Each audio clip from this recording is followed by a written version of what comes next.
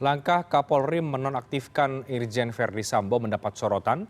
Kapolri mengatakan keputusan itu mencermati perkembangan di publik dan untuk menghindari berbagai spekulasi. Adakah titik terang kematian Brigadir J setelah penonaktifan Verdi Sambo? Apakah langkah tersebut mampu membuktikan proses penyidikan ini akan berlangsung secara transparan? Kita akan bahas pada malam hari ini bersama dengan Bung Eka Prasetya, kuasa hukum keluarga Brigadir J. Selamat malam, Bung Eka, apa kabar? Selamat malam. Baik, kami juga masih menunggu bergabungnya Pak Bambang Rukminto, peneliti bidang kepolisian, Institute for Security and Strategic Studies. Saya ke Bung Eka terlebih dahulu. Jadi persisnya seperti apa keluarga atau tim kuasa hukum ini menyikapi, merespon langkah Kapolri yang menonaktifkan Irjen Pol Verdi Sambo? Ya, kami sebenarnya mengapresiasi langkah dari Bapak Kapolri untuk menonaktifkan sementara Irjen Verdi Sambo karena memang dari situ kelihatan bahwa proses dalam penyelidikan atau penyidikan terhadap kasus ini ada kejanggalan. Makanya kami mengapresiasi langkah Kapolri untuk menonaktifkan Jenderal Verdi Sambo selaku Kadif Propam. Oke, jadi Anda menilai penonaktifan ini membuktikan bahwa kejanggalan itu memang fakta yang terjadi? Ya, berdasarkan data atau berdasarkan kronologis dari keluarga yang kami terima, memang kalau dilihat dari lokus dan tempusnya itu banyak kejanggalan. Makanya hari Senin kemarin kami melaporkan itu ke Barreskrim Mabes Polri, disertai bukti-bukti yang kami punya dari keterangan keluarga ataupun dari bukti-bukti yang kami peroleh dari Polri sendiri.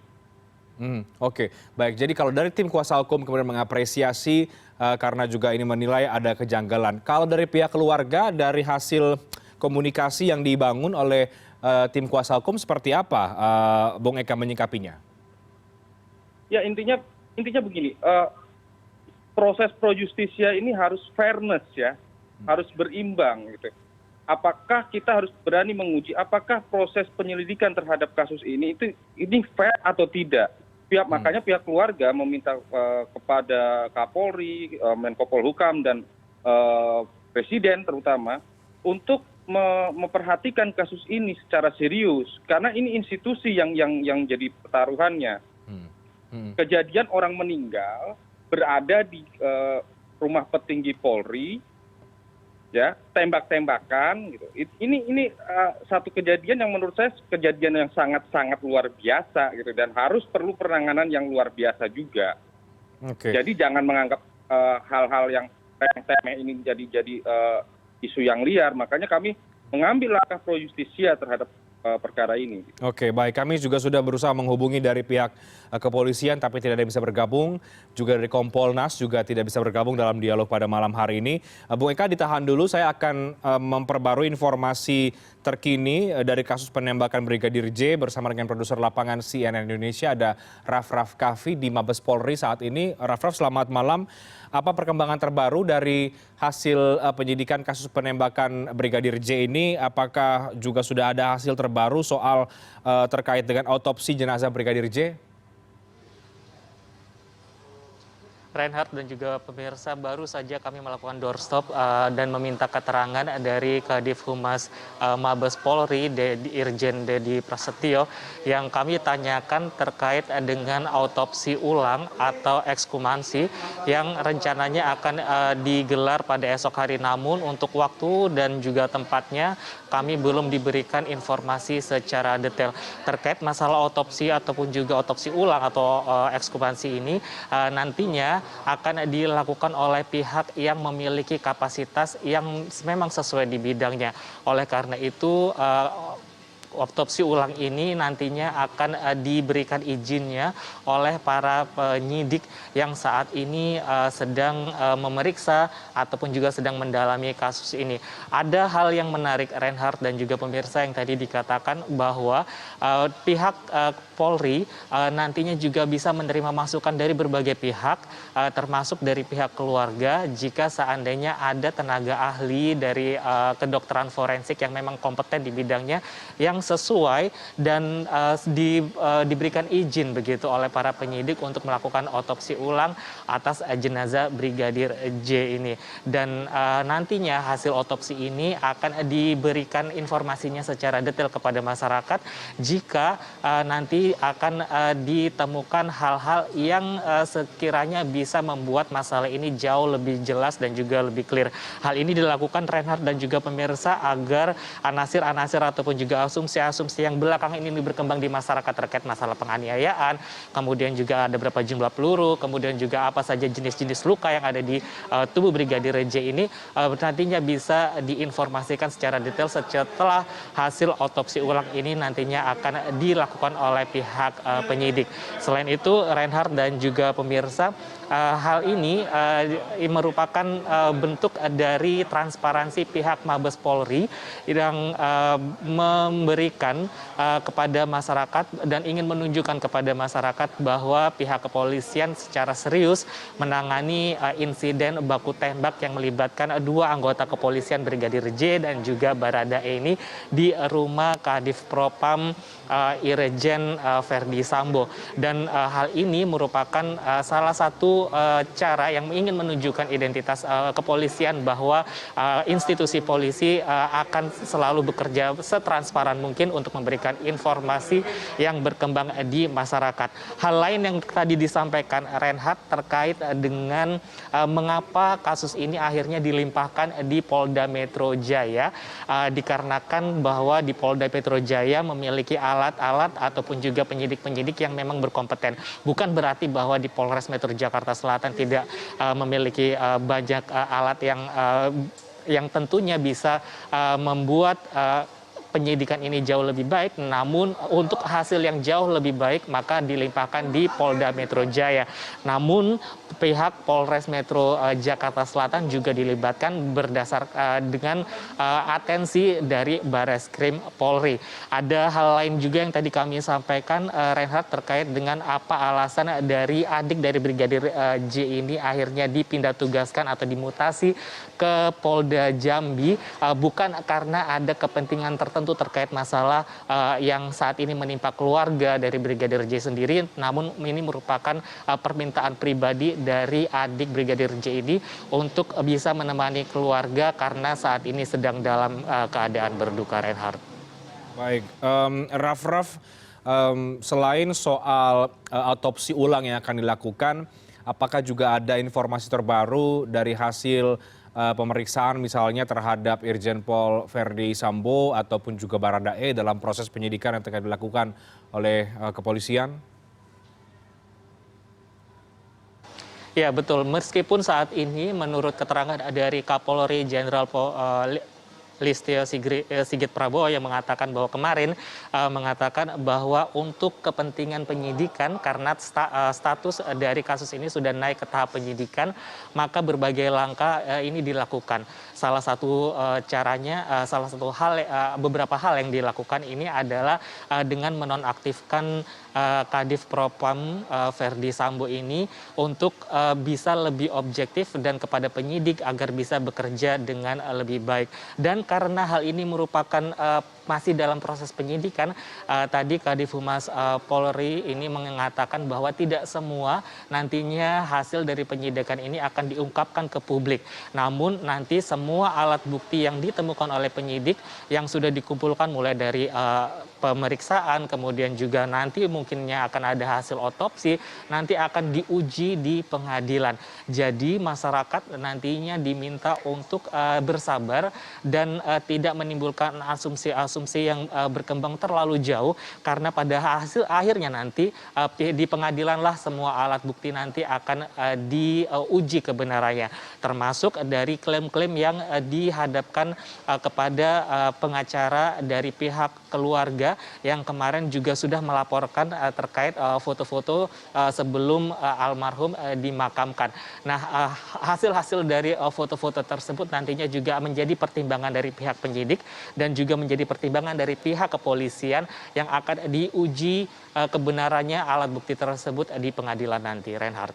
Terima kasih Raff Kaffi melaporkan dari Mabes Polri di Jakarta. Saya kembali melanjutkan dengan Bung Eka Prasetya, kuasa hukum keluarga Brigadir J. Bung Eka, tadi juga disampaikan oleh rekan kami di lapangan dari Mabes Polri bahwa mengatakan ini akan ada otopsi ulang yang akan dilakukan oleh kepolisian. Apakah otopsi ulang ini juga menjadi salah satu perhatian yang ingin dilakukan oleh atau didorong oleh tim kuasa hukum dari keluarga Brigadir J? Ya, ya jelas ya. Untuk otopsi ulang kami sangat mendorong dilakukan exhumation atau penggalian kubur dan otopsi ulang. Dan ini harus dilakukan. Ini dilakukan oleh tim penyidik yang independen. Jadi harus melibatkan tim independen supaya ini bisa transparan. Apa yang terjadi terhadap si mayat?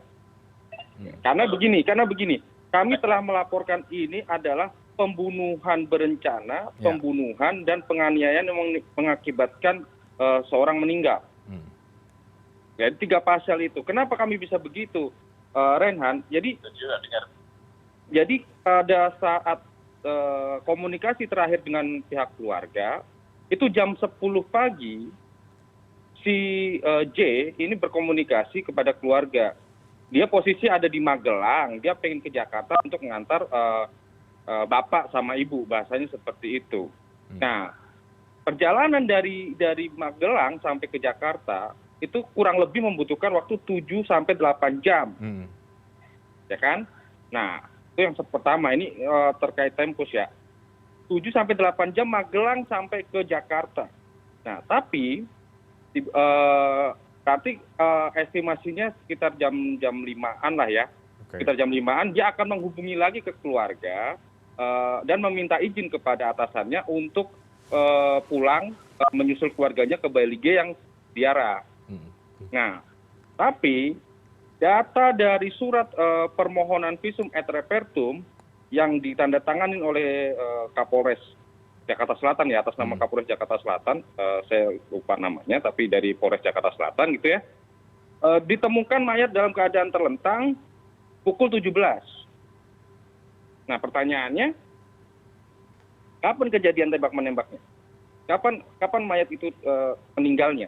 Ditemukannya baru pukul 17. Itu satu. Yang kedua, terkait dengan hasil sertifikat kematian yang diantarkan ke keluarga gitu ya, bahwa di situ tertulis umur korban Bribda J itu 21, padahal umurnya 28. Nah, ini hal-hal yang simpel seperti ini saja nggak valid gitu loh.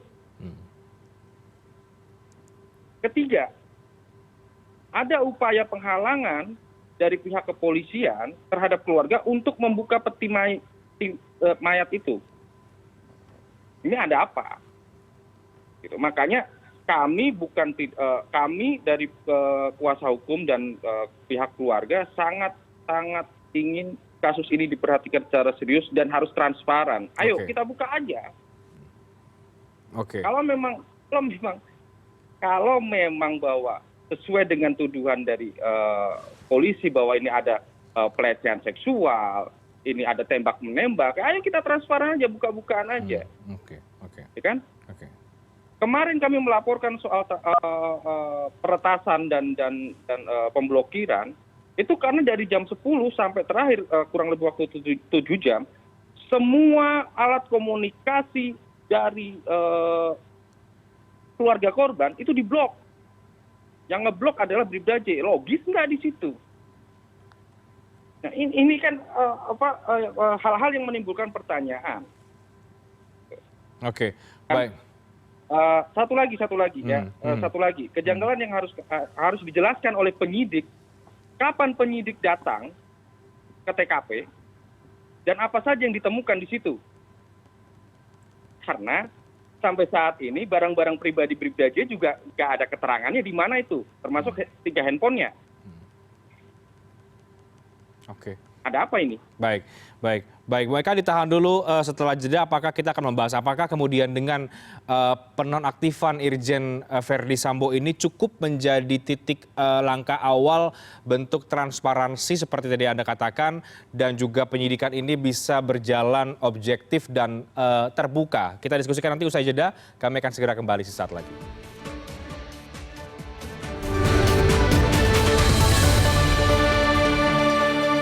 Ya, kami lanjutkan dialognya dan saya akan sapa Pak Bambang Rukminto, peneliti bidang kepolisian Institute for Security and Strategic Studies. Selamat malam Pak Bambang, apa kabar? Selamat malam, Mas. Ya, Pak Bambang, sebelumnya tadi kita sudah banyak bahas dengan Bung Eka, kuasa hukum keluarga Brigadir J, yang juga mengapresiasi langkah Kapolri menonaktifkan Irjen Pol Verdi Sambo. Nah, kalau menurut Pak Bambang sendiri, apakah penonaktifan ini bisa membuktikan bahwa penyidikan akan berlangsung secara objektif? Apakah ini bisa menjadi tanda bahwa titik terang misteri kematian Brigadir J ini sudah ada tanda-tandanya begitu? Saya melihatnya bahwa ini adalah langkah yang sangat bagus ya, karena Irjen Sambo ini adalah orang yang paling dekat dengan peristiwa kasus pembunuhan ini karena berada TKP di rumah dinas beliau gitu. Hanya saja ini tidak cukup dengan penonaktifan Irjen Sambo saja, tetapi juga kepolisian juga harus membenahi internalnya karena ini sejak awal bergulir ini mulai kejanggalan-kejanggalan itu yang melontarkan adalah kepolisian sendiri. Ada upaya untuk menutupi TKP, kemudian ada upaya untuk mengolor waktu penyampaian kasus ini dari hari Jumat sampai 3 hari kemudian, dan sampai sekarang pun juga masih ada masalah belum dibawa tersangka pembunuhan penembak. Sampai sekarang Baradae ini siapa, masyarakat juga belum tahu gitu. Artinya memang belum ada progres yang signifikan dari upaya kepolisian meskipun sampai saat sudah membentuk tim sus. Jadi penonaktifan Irjen Sambo ini hanya langkah kecil saja gitu. Seharusnya ada beberapa personel yang juga dinonaktifkan, terutama yang terlibat sejak awal dalam kasus ini gitu loh. Mulai karena kasus ini bergulir, yang sebenarnya membuat asumsi-asumsi liar itu adalah dari kepolisian sendiri. Makanya masyarakat juga menunggu langkah-langkah berikutnya dari Kapolri. Oke, meskipun diapresiasi, tapi Anda melihat ini terlambat tidak, Pak Bambang? Bagaimana? Ya, meskipun ini diapresiasi, tapi langkah menonaktifkan ini apakah terlambat atau tidak menurut Anda? Lebih baik terlambat daripada tidak sama sekali lah. Hanya saja yang seperti saya kemukakan di depan tadi, bahwa ini tidak cukup untuk menonaktifkan Irjen Sambo saja, karena kalau melihat upaya kepolisian untuk menutupi kasus ini sejak awal, yang kemudian memunculkan kejanggalan-kejanggalan, Pak ini tidak berdiri sendiri gitu loh. Oke. Irjen Sambo tidak berdiri sendiri, makanya kepolisian ini harus dijadikan momentum oleh kepolisian untuk membersihkan internalnya, jangan sampai kepolisian ini membela seorang personil yang salah seperti itu. Oke. Karena ini sebenarnya adalah problem personal. Jangan sampai problem personal ini dibawa menjadi problem institusi gitu. Karena marwah kepolisian ini jadi pertaruhannya. Oke, baik. Masyarakat sangat mencintai kepolisian, tapi tentunya tidak akan senang dengan anggota kepolisian yang melakukan pelanggaran-pelanggaran, melakukan tindakan kriminal mungkin seperti itu. Karena bagaimanapun juga kepolisian ini dibutuhkan oleh masyarakat dan negara kita gitu. Oke, baik, Pak Bambang. dari penonaktifan ini, apakah menurut Anda melihat sebenarnya sudah ada titik terang ya? Atau sekali lagi Anda melihat ini belum ada progres apapun? Belum ada progres yang signifikan? Asumsi-asumsi ya. Sampai saat ini kita berasumsi. Informasi masih sangat terbatas dari kepolisian sendiri. Belum ada informasi pembanding gitu. Makanya memang pembentukan tim khusus oleh Kapolri ini memang kita apresiasi dan kita berharap banyak pada tim khusus. Hanya saja sampai saat ini juga belum ada progres yang signifikan, terutama dimunculkannya Baradae yang menjadi tersangka penembakan gitu. Kalau melihat kasus ini sebenarnya kan sangat sederhana sekali, seorang anggota polisi saling tembak menembak gitu. Ada fakta, ada seseorang yang mati. Kemudian seharusnya juga harus ada tersangka yang membuat meninggalnya anggota kepolisian ini. Anggap bahwa kemudian mereka ini adalah anggota kepolisian, dua-duanya anggota kepolisian, ya memang Paminal yang harus melaksanakan penegakan hukum di situ. Tapi kalau melihat kasus ini bergulir, Paminal nyata juga diam-diam saja gitu dan membiarkan asumsi-asumsi masyarakat muncul. Makanya ini yang dianggap kejanggalan ini yang harus dibuka dan dijelaskan oleh Kapolri. Oke, mengapa menurut Anda menjadi penting memunculkan sosok Brigadir Baradae ini? Baradae ini sangat penting sekali karena dia adalah tersangka dari kasus penembakan. Faktanya adalah ada pembunuhan ada yang menyebabkan kematian yang berada di TKP di rumah dinas Irjen Sambo ini. Kalau kemudian muncul asumsi-asumsi terus saksi-saksi bahwa ada pelecehan seksual itu kan masih sumir. Fakta yang ada itu ada orang yang mati dan tentunya ada orang yang melakukan pembunuhan gitu. Okay. Bahwa nanti di persidangan kemudian ada fakta-fakta lain ya itu persoalan nanti. Tapi yang penting tersangka ini kenapa harus tetap disembunyikan, kenapa tidak diekspos ke publik gitu. Yang membuat tanda tanya masyarakat sampai sekarang. Oke, Bung Eka, keterbukaan atau transparansi yang seperti apa yang diinginkan oleh keluarga dan juga oleh tim kuasa hukum? Ya, pertama soal olah TKP, ya, itu poin yang pertama ada olah TKP. Jadi langkah Kapolri menonaktifkan Jenderal Verdi Sambo seharusnya diikuti juga untuk mengevaluasi dari tim penyidik. Kenapa? Karena ini ada relasi kuasa di sini.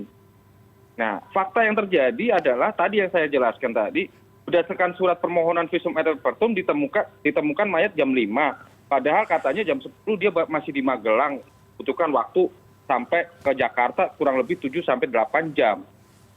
Nah, itu satu. Yang kedua, ini kenapa jadi tiba-tiba buru-buru menuduh bahwa J ini melakukan pelecehan, tembak menembak. Kalau tembak menembak ini kan terkait dengan senjata juga, Rehan.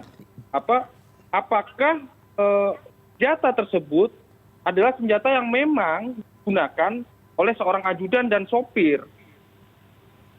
Nah, transparansi ini artinya Kapolri harus segera mengevaluasi ini semua. Gitu. Dari kapan proses pelaporan itu, dari kapan dia datang ke olah TKP, gitu kan? Baru setelah itu kita uji juga soal exhumation itu, penggalian mayat untuk dilakukan otopsi ulang. Oke. Nah, tidak cukup sampai di situ. Ini kasus sudah menunjukkan bahwa kepercayaan publik saat ini dengan Polri ini udah parah. Ini parah banget kalau sampai kayak gini gitu loh. Jadi harus segera itu tim investigasi itu temuin fakta-fakta baru gitu. Jangan terframing dari laporan yang sudah ada gitu loh. Ini loh ada kejanggalan dari keluarga korban yang melaporkan adanya dugaan atau indikasi bahwa Bribda J ini dibunuh. Dan pelakunya bukan cuma satu orang. Kalau dilihat dari rentan waktu komunikasi terakhir dengan keluarga, kalau dilihat dari bekas luka-lukanya. Ini kalau ini tidak kita seriusin, ya, kita tidak perhatikan secara serius, dan terbuka gitu ya, ya ini bisa jadi, ya wajar dong kami masyarakat bisa menduga ini sindikat penegakan hukum. Oke, baik, Bung Eka. Saya kembali ke Pak Bambang. Pak Bambang, setelah penonaktifan ini, apakah Anda yakin penyidikan ini bisa objektif? Karena tadi disoroti juga oleh kuasa hukum keluarga bahwa ini kan ada relasi kuasa dan lain sebagainya. Anda yakin ini bisa objektif ke depan penyidikannya berlangsung, Pak Bambang? Saya setuju yang disampaikan oleh kuasa hukum ya. Memang ada relasi kuasa antara institusi Polri dengan keluarga korban. Keluarga korban tentunya dalam posisi yang sangat lemah. Karena ini seolah-olah menjadi berhadapan dengan Polri. Makanya harus ada evaluasi secara menyeluruh terkait dengan penyidikan. Kasus ini bergulir sejak awal jadi menjadi heboh. Itu kan karena ketidakprofesionalan penyidik gitu. Kemudian muncul fakta-fakta, bukan fakta-fakta ya, opini terkait pelecehan seksual. Itu semua kan berasal dari penyidik sendiri gitu. Yang belum sampai sekarang juga sangat susah untuk dibuktikan. Makanya sebenarnya harus kembali fokus pada kasus pembunuhannya saja. Ada korban, juga ada yang pelaku gitu. Kenapa pelaku sampai sekarang disimpan gitu? Kenapa tidak dibuka saja, sama seperti dengan kasus-kasus tembak menembak antar polisi yang lainnya gitu, seperti itu. Ini yang masih menjadi tanda tanya. Kalau kemudian Irjen Sambo ini dinonaktifkan tanpa mengevaluasi penyidik-penyidik yang lainnya, saya rasa kita masih sangat ragu untuk percaya kepada tindakan-tindakan kepolisian ke depan gitu. Karena penyidik-penyidiknya tetap yang seperti kemarin, seperti itu. Oke, jadi tidak serta-merta kemudian bisa membuktikan bahwa dinonaktifkannya Irjen Verdi Sambo ini artinya prosesnya bisa transparan, bisa objektif gitu ya, Pak Bambang. Jadi ada banyak hal yang kemudian perlu dievaluasi termasuk juga seluruh penyidik yang terlibat. Betul. Kan Kapolres Jakarta Selatan misalnya, ini kan ada penanggung jawab wilayah di Jakarta Selatan. Ketika kemudian menyajikan informasi ke publik hari Senin, itu ada jeda waktu selama 3 hari. Artinya ada upaya sistemis di Polres, di Paminal, pengamanan internal terkait untuk menutupi kasus ini. Ini kan sangat disayangkan kalau mereka masih tetap ada di situ. Bagaimana objektivitas kepolisian dalam melakukan penyidikan ini? Ini yang menjadi tanda tanya masyarakat tentunya. Makanya tidak cukup menonaktifkan Irjen Sambo saja, tapi juga harus mengevaluasi seluruh penyidik yang ada di situ. Dan yang menjadi fakta yang terpenting, pelaku sampai sekarang belum ditampilkan kepada masyarakat. Kenapa ini disimpan terus-menerus gitu? Ini kan sebenarnya sangat sederhana sekali untuk mengekspos bahwa ini pelaku ini ada tuh. Karena asumsi masyarakat juga nggak bisa muncul. Barada ini ada atau tidak sih? Jangan-jangan tidak ada. Ini yang menjadi tanda tanya besar bagi publik, dan ini juga harus dijawab oleh tim khusus yang dibentuk oleh Kapolri. Oke, jadi mendorong keterbukaan setransparan-transparannya, begitu ya kira-kira Pak Bambang dan juga Bung Eka dalam proses penyidikan ini. Pak Bambang, saya masih ke Anda. Anda yakin ini ke depan bisa bisa berlangsung secara cepat penyidikannya, bisa diungkap misterinya, karena sampai sekarang sekali lagi masih banyak sekali spekulasi dan juga tanda tanya yang berkembang di masyarakat? Kita berharap bahwa penyelidikan ini segera tuntas ya, karena kepolisian ini bukan hanya milik personel kepolisian saja, tetapi milik rakyat. Jangan sampai marwah kepolisian, kepercayaan masyarakat kepada Polri ini menjadi hancur gara-gara personil-personil yang bermasalah gitu. Makanya ayolah Kapolri, tim sus segera buka-bukaan gitu loh. Jangan simpan borok di dalam gitu loh. Harus bersihkan semuanya gitu. Ini harus menjadi momentum kalau Kapolri ingin memberikan legasi ke depan bahwa Polri ini bisa menjadi lebih baik. tidak menyimpan borok yang sistemis gitu. Karena kalau kita melihat kasus ini semua saling menutupi ada apa gitu. Publik juga tidak bodoh amat kok gitu. Semuanya paham dan tahu logika mereka juga berjalan gitu. Kalau kemudian terus menerus ditutupi, ya kasihan dengan Polri yang kita cintai ini hanya karena untuk menutupi kasus personal, kemudian di Polri ini menjadi jatuh di mata masyarakat gitu. Bukan hanya di masyarakat, sorotan dari negara luar pun juga memungkinkan semakin negatif pada kepolisian kita. Oke, baik. Terakhir ke Bu Eka Prasetya, apa langkah hukum berikutnya atau langkah apa yang akan diambil lagi oleh tim kuasa hukum setelah melihat babak demi babak, termasuk ketika Irjen Pol Verdi Sambo sudah dinonaktifkan, apa yang akan disusun ke depan oleh tim kuasa hukum? Ya, dari kami tim kuasa hukum sebenarnya akan menguji ini soal fairness-nya ya, fair dari proses penyidikan ini. Terutama soal TKP kejadian, dan kami juga akan terus mendorong supaya ini diadakan exhumation atau penggalian mayat dan kita lakukan otopsi ulang terbuka, transparan, ya, supaya kita tahu apa yang sebenarnya terjadi terhadap mayat ini. Yang ketiga, kami juga tentunya meminta kepada Bapak Presiden dan Menko Polhukam yang statementnya kemarin katanya harus diperhatikan ini kasus. Kami juga pengen meminta beliau untuk mendorong Polri supaya ini kasus besar dapat perhatian dari masyarakat gitu loh, yang transparan lah, yang benar-benar aja lah gitu, dan harus dievaluasi itu semua Kapolres, Minal pada saat proses kejadian tersebut, karena itu tadi ada relasi kuasa. Kalau nonaktifan Verdi Sambo saja mungkin nggak cukup gitu loh, dan itu semua harus diambil alih oleh yang sudah dibentuk sama Pak Kapolri. Jadi harapan kami tetap akan berjuang dari pihak keluarga Bribda J untuk mencari keadilan di negara ini. Semoga masih ada keadilan di negara ini. Oke, kita tunggu proses demi proses ke depan. Tentu publik semua mengawal isu ini sekali lagi, dan mudah-mudahan keterbukaan dan transparansi itu yang kemudian kita akan lihat ke depan yang akan dilakukan oleh Kepolisian Republik Indonesia. Terima kasih banyak Bu Eka Prasetya, terima kasih banyak Pak Bambang Rukminto untuk waktunya. Selamat malam, terima kasih, sehat selalu.